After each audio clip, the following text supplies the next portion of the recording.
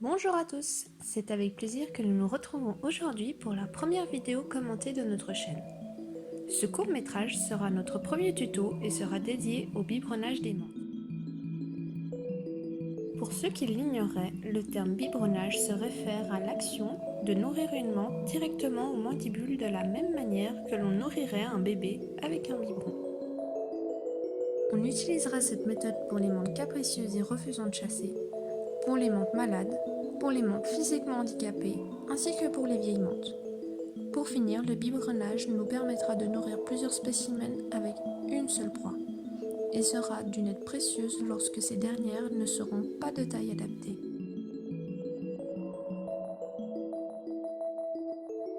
Commençons avec cette Parablepharis couli asiatica subadulte mâle.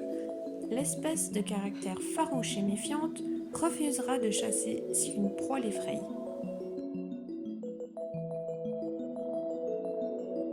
Comme vous pouvez le voir, j'utilise un cure-dent et évite d'utiliser une pince car cette dernière effraie plus facilement l'animal. Dans le cas où votre menthe attraperait le cure-dent, pas de panique, tirez délicatement le cure-dent vers vous jusqu'à ce qu'elle le lâche.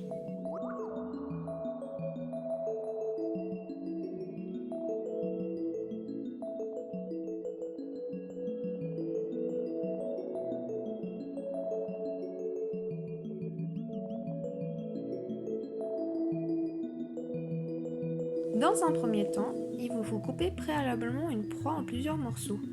Ayez à l'esprit que les parties qui contiennent le plus de chair seront les plus riches nutritivement parlant, ainsi que les plus appréciées.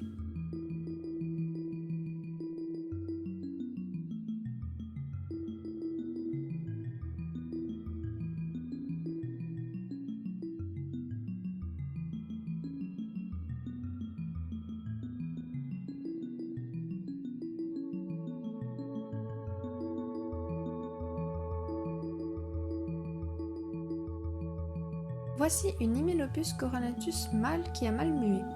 Comme vous pouvez le constater, ses ravisseuses partent vers l'extérieur, elles ne lui permettent pas de chasser. Sans aide, cette menthe mourra de faim.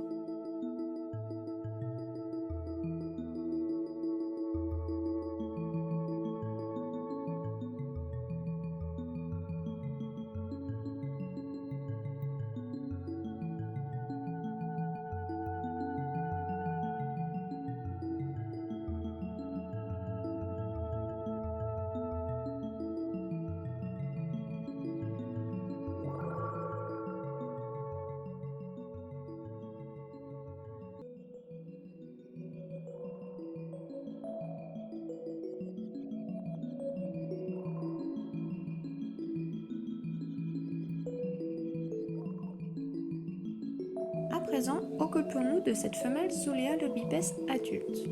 Mature depuis quelques mois déjà, elle a atteint un âge avancé et n'est plus aussi robuste qu'avant. En effet, l'état de ses yeux se détériore de jour en jour et diminue fortement sa vue.